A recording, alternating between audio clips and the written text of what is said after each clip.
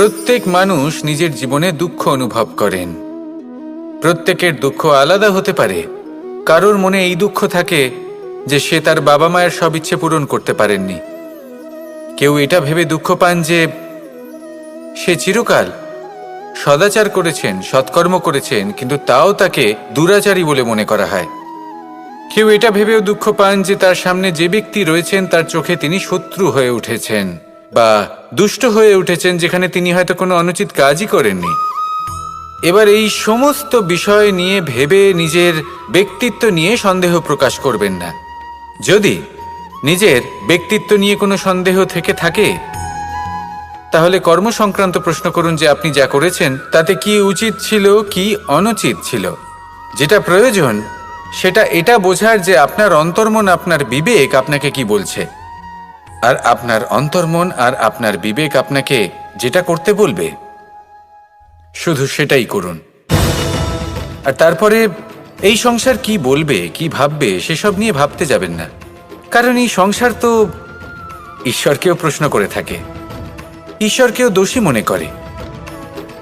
কখনো কখনো যখন কোনো ঘটনা মানুষের ইচ্ছা অনুযায়ী ঘটে না, তখন মানুষ এটা বলে যে হে ঈশ্বর, আপনি আমার পাশে থাকলেন না, আপনি বড়ই কঠোর, এটা আপনার দোষ। যেখানে বেশিরভাগ সময় হয়তো সে নিজেই নিজের কর্মফল ভোগ করছে। আর কখনো কখনো ঈশ্বর হয়তো তার জন্য আরো ভালো কোনো পরিকল্পনা করে রেখেছেন, কিন্তু মানুষ সেটা বুঝতে পারে না। তাই দিনের শেষে যেটা প্রয়োজন সেটা হলো নিজের মনের কথা বুঝতে হবে। আপনার বিবেক কি বলছে শুধু সেটাই করুন, আর সামনে এগোতে থাকুন। আমার সাথে ভালোবেসে বলুন, রাধা রাধা। পাশা নামক এই খেলাটি আপনারা নিশ্চয়ই খেলেছেন। না খেলে থাকলে দেখেছেন, আর যদি দেখেও না থাকেন তাহলে নিশ্চিত রূপে শুনেছেন। মহাভারতের এই মহাযুদ্ধ কোথাও না কোথাও এই পাশা নামক খেলার কারণে হয়েছিল। পাশার এই বিচিত্র খেলা, দান, এইসবের কারণে কেউ নিজের মাথায় রাজ মুকুট পরিধান করেছিলেন, আবার সেখানেই পরাজিত হওয়ার জন্য কাউকে বনবাসও ভোগ করতে হয়েছিল। কিন্তু এই খেলা সমাপ্ত হওয়ার পরে সমস্ত ঘুঁটি আর এই পাশার ছক একই পুটলিতে স্থান পেল। এটাই হলো আমাদের জীবন। এই সংসারে আমরা জয় পরাজয়ের বিষয়ে এতটাই ভাবি, এত চিন্তা করি যে এই জীবনের খেলার আনন্দটাই উপভোগ করতে পারি না। আর অবশেষে কি হয়? কেউ জয়ী হন, কেউ পরাজিত হন, কিন্তু দুজনেই একই স্থানে পৌঁছে যান। প্রত্যেক ব্যক্তি মৃত্যুর পরে একটি নির্দিষ্ট স্থানেই পৌঁছতে বাধ্য, কিন্তু ততক্ষণ এই জীবন, এই খেলা, তার আনন্দ উপভোগ করুন। এই সংসারে সেই ব্যক্তি শ্রেষ্ঠ স্থানে পৌঁছতে পেরেছেন যিনি এই সংসারকে প্রকাশ প্রদান করেছেন, যিনি কখনো জয় পরাজয় এ বিষয়ে ভাবেননি, শুধু এই জীবনের খেলার আনন্দ উপভোগ করেছেন। এটাই আপনিও করুন, আর আমার সাথে ভালোবেসে বলুন, রাধা রাধা। পরিবর্তন, এটা হলো সৃষ্টির অমূল্য নিয়ম। এই সংসারে সবকিছু সময়ান্তরে পরিবর্তিত হয়, এই সময়ও পরিবর্তিত হয়। পরিবর্তন চিরকাল হয়ে এসেছে আর চিরকাল হতে থাকবে। কিন্তু এবার আমরা সেই পরিবর্তন কিভাবে লাভ করব, যেটা আমাদের প্রয়োজন, যেটা আমরা চাই। আমরা জীবনে বিকাশ চাই। এই বিকাশ কিভাবে লাভ করতে পারি? এই প্রকৃতি কিন্তু আমাদের অত্যন্ত উত্তম উদাহরণ দিয়ে বুঝিয়েছে। একটি বিন্দুর উদাহরণ দিয়েছে যা ভবিষ্যতে একটা বিশাল নদীর আকার ধারণ করে। এটা কিভাবে হয়? মেঘ থেকে একটি বিন্দু ঝরে পড়ে সেই পর্বতের ওপর যেখানে হিম আছে। সেই হিমের সংস্পর্শে আসা মাত্র সেই বিন্দুর সাথে আরো বেশ কিছু বিন্দু যুক্ত হয়। তারপর তারা অগ্রসর হয়, আরো কিছু বিন্দু যুক্ত হয়, আস্তে আস্তে একটা ক্ষীণ ধারার রূপ ধারণ করে, এবং সেটাই ভবিষ্যতে আরো এগোতে থাকে। অনেকটা যাওয়ার পর যখন অনেক সংখ্যক বিন্দু একসাথে যুক্ত হয়, তখন সেটা বিশাল নদীর আকার ধারণ করে। এবার আমরা মানুষ বলে আমাদের সাথে এই নিয়মের অন্যথা হয় তা নয়। আমরাও এই প্রকৃতির অংশ, আমাদের ক্ষেত্রেও একই নিয়ম প্রযোজ্য। যখন পরিশ্রম করে অনেক সংখ্যক বিন্দু আমরা একত্রিত করব, তখনই পরিবর্তনের নদী প্রবাহিত হবে। প্রয়োজন হল নিরন্তর পরিশ্রম করা এবং ধৈর্য ধরা। এটা করতে থাকুন, জীবনে সব কিছু লাভ করতে পারবেন।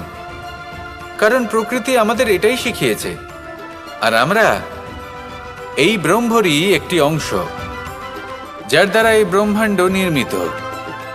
আসুন আমার সাথে ভালোবেসে বলুন, রাধা রাধা।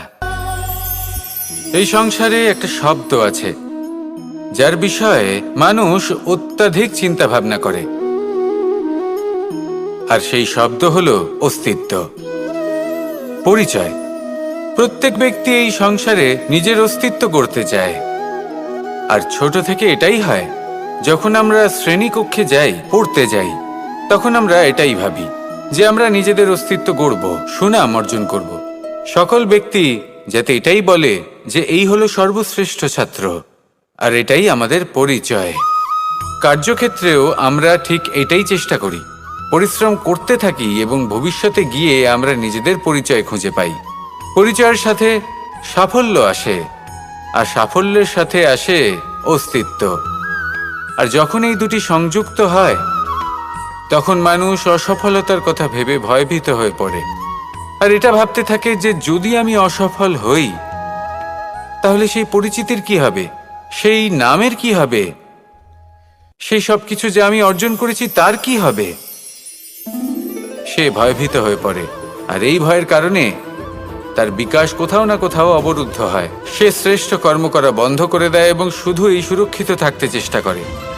আর অসফল হলে তাতে ভয় পাওয়ার কোনো প্রয়োজন নেই, কারণ যখন আপনি সফল হন, তখন এই সাফল্য আপনার পরিচয় এই সংসারের সাথে করায়।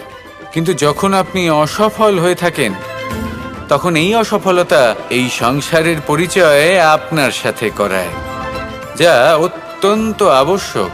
অসফলতা প্রত্যেকের জীবনেই আসবে, তার সম্মুখীন হন আর তার থেকে শিক্ষা লাভ করুন। কারণ যখনই আপনি অসফল হন, তখনই আপনার জ্ঞান চক্ষু উন্মুক্ত হয়। আসুন আমার সাথে ভালোবেসে বলুন, আমরা সকলে সামাজিক জীব। মানুষের সাথে দেখা সাক্ষাৎ করা এটা চিরকালই চলতে থাকে।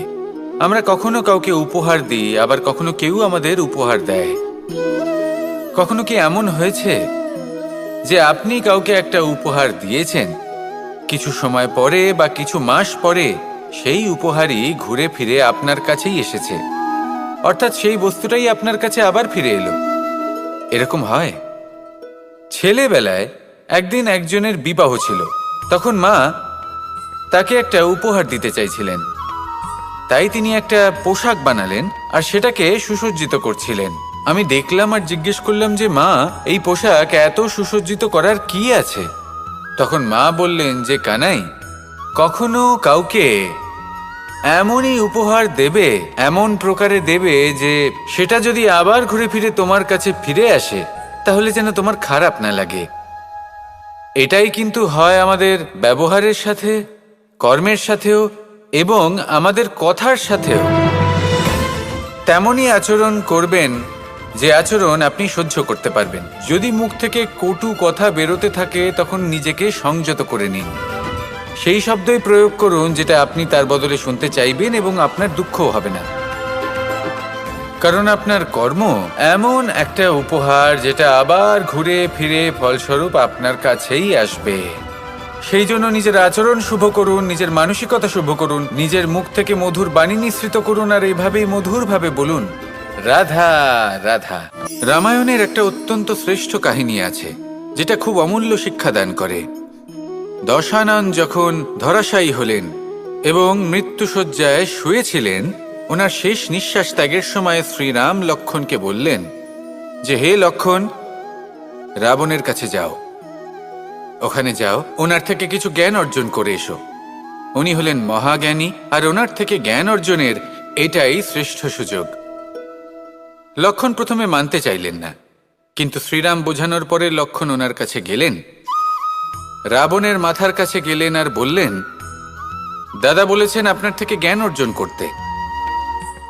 রাবণ কিছুই বললেন না।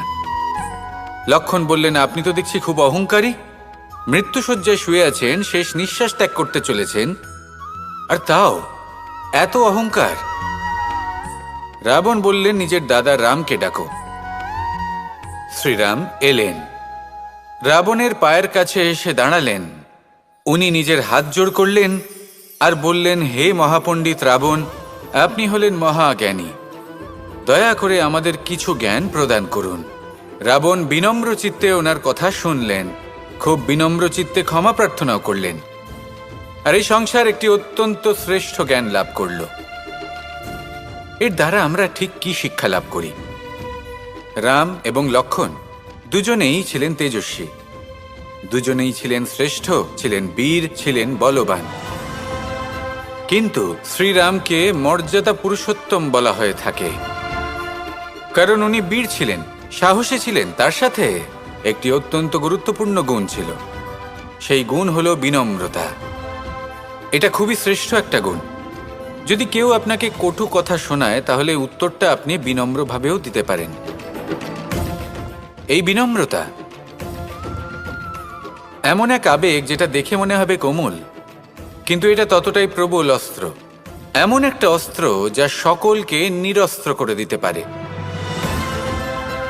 যদি আপনি সাহসী হন এবং বিনম্র হন, তাহলে আপনি বিজয়ী হবেন। যদি আপনি জ্ঞানী হন এবং বিনম্র হন, তাহলে আপনি অবশ্যই মহাজ্ঞানী হয়ে উঠবেন। তাই নিজের মনে বিনম্রতা ধরে রাখুন আর ভালোবেসে বলুন, রাধা রাধা। কখনো এই প্রকৃতির দিকে তাকিয়ে থাকবেন। এই প্রকৃতি অনেক ধরনের শিক্ষা দেয়। কোনো একটা গাছকে দেখুন, কিভাবে সে মাটি থেকে জল শুষে নেয়। সে ঝড় হোক বা হোক কড়া রোদ, সব সহ্য করে এবং অবশেষে সে ফল ধারণ করে। আর সেই ফল উৎপন্ন করার পরে সে ফল কিন্তু সে নিজে গ্রহণ করে না, এই সংসারকে প্রদান করে, যাতে পশু পাখি মানুষ তারা এই ফল গ্রহণ করে শক্তিশালী হয়ে উঠতে পারে, সুস্থ থাকতে পারে। সেভাবেই নদী, সরোবর এরা নিজেরাও কিন্তু নিজেদের জল গ্রহণ করে না, মাটিকে প্রদান করে, পশু পাখিকে প্রদান করে। সূর্য নিজেও নিজের জন্য প্রজ্বলিত হয় না, সে প্রকাশ ছড়িয়ে দিতে চায় আমাদের সবার কাছে, সে আলো পৌঁছে দিতে চায়। এই প্রত্যেকের কর্মে পরমার্থ নিহিত আছে, আর সেই জন্যই এদের সকলকে পুজো করা হয়। তাই মনে রাখবেন, আপনার কাছে জীবন যাপনের অতিরিক্ত যা কিছুই আছে তা পরমার্থের জন্য। তাহলে তার সদ্ব্যবহার করুন আর আমার সাথে ভালোবেসে বলুন, রাধা রাধা। মোহ, কারোর প্রেমের মোহ, কারোর সঙ্গলাভের মোহ, কোনো বন্ধনের মোহ, কখনো বা ধনের মোহ, ঐশ্বর্যের মোহ। যদি আপনার মধ্যে এই মোহবোধ জাগ্রত হয়, তাহলে আপনার বিনাশ সুনিশ্চিত। যেমন কোনো বিশেষ ব্যক্তির প্রতি যদি আপনার মনে মোহ জাগ্রত হয়ে যায়, তাহলে আপনি চাইবেন সেই ব্যক্তি আমার কাছেই থাকুক, আমার পাশেই থাকুক, শুধুই যেন আমার হয়ে থাকুক। আর শুধু এই কারণেই কোথাও না কোথাও সেই ব্যক্তিকে আপনি তার প্রিয়জনের থেকে দূরে করে দিচ্ছেন। তারপর দুঃখ আসে, নিরাশা আসে, কারণ স্বাধীনতা সেই অনুভূতি যেটা সবার প্রিয়, আর সেই অনুভূতিটাই আপনি তার থেকে কেড়ে নিচ্ছেন। এভাবে এই মোহ নিশ্চিত রূপে আপনার শত্রু হয়ে যাবে। কিন্তু যদি আপনার মোহ থাকে নিজের মাতৃভূমির প্রতি, তার সম্মানের প্রতি, তাহলে আপনি একজন প্রবল রক্ষক হয়ে উঠবেন। যদি আপনার মোহ থাকে আপনার আত্মসম্মানের প্রতি, নীতির প্রতি, তাহলে এই মোহ কখনো আপনাকে অধর্মের পথে চালিত হতেই দেবে না। আর যদি আপনার মোহ থাকে নিজের আত্মার প্রতি, তাহলে কোনো দুরাত্মা এসে আপনার কোনো ক্ষতিই করতে পারবে না। তাহলে নিজের এই মোহকে নিজের মনের মধ্যে সংযত করে রাখুন, একে নিজের মিত্র করে তুলুন আর আমার সাথে ভালোবেসে বলুন, রাধা রাধা।